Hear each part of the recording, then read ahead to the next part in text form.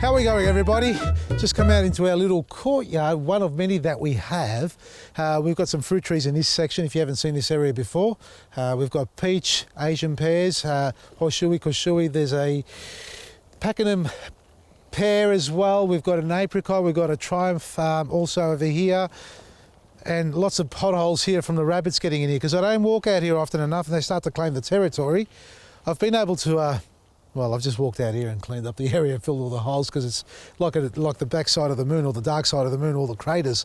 Now, I thought I'd quickly mention this, because most times what happens, you see me do a video and people say, oh, I've got to get out there and do it. So I'm giving you some lead time now as far as what you need to do next in your garden. And one of the most important things, more particularly, is leaf curl on peach and nectarine trees. We've spoken about this endless amount of times, and I have mentioned about the pruning technique and all that, and admittedly I haven't finished cleaning up this tree as well, which I need to do, meaning a couple of more cuts from the suckers at the bottom. But the bigger thing that you need to pay attention to is any dieback on the branches. Look for your double, triple buds if you've got them. That's where your fruit's going to come from. You've got a few triple buds here going on. You can see that there.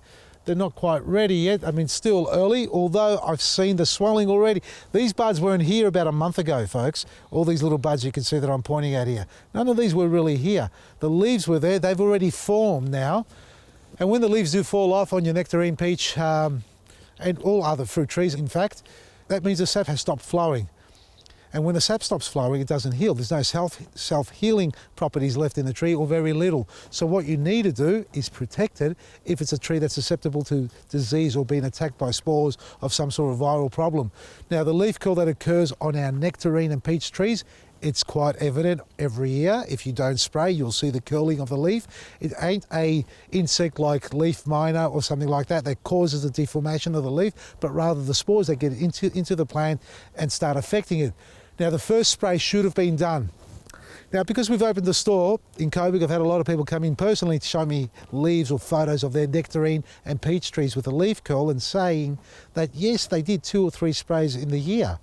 That's simply not enough. In this day and age, from the trials and experiments that we've done, 2 or 3 applications is borderline in being successful to completely having a tree covered in leaf curl again. So to be on top of that, spray it every month at the beginning of each month. It's the 24th or 25th now. I'm not sure exactly what date it is. It's approximately that. I've lost my track. Yeah, it's the 24th. Spray it by the end of the month. You've got a week to get yourself organised, and that's a disease control pack, leaf curl pack, call it whatever you want, that you can get in a retail form. You want to save a couple of bucks, you can get it off our website, vasili'sgarden.com. Spray to the point of runoff. And that's what I've got to do afterwards. I just came past now, you know, a quick thought about doing this. That's why I haven't got my sprayer with me. You don't need to see me doing this. You know what I mean by spraying it, and it's got to be dripping like rain. Do that to your tree every month, cover every little square inch of it, and that way you're protecting it, and you will have very little, if no, leaf curl on your tree come springtime.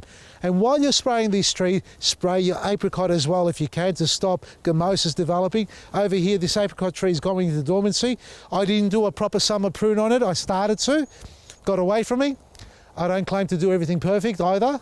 So I try and preach a lot of good things and practice a lot of them as well. This needs to be thinned out, but it can't be done now because there's no sap flow. It's susceptible to getting disease affected. So we need to get the sap flowing through it, which will be mid to late August, maybe, well, around that time, August. You'll see bud swell. As soon as you see bud swell, that means the roots have already taken off. The roots grow first, then you see the results on top, or the reaction. So spray it then, but in the meantime, paint it. Like you can see, I've done it last winter, sorry.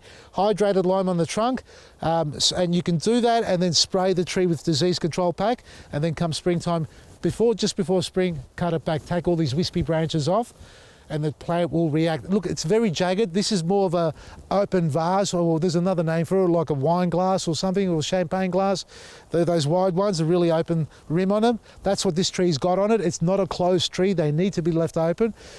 And we'll do some more pruning on that later in the season. I'll bring Craig back down as well so he can do some of his demos on what he loves to do with his trees. And we'll just share some tips and ideas for the wider community so you guys can get a nice shaped tree, whether you like it espaliered, cordon, you want it upright, you want it vertical, you want it left-right, you want it right-left. I'm talking rubbish now. In other words, go to vasili'sgarden.com and you see a lot of great products there.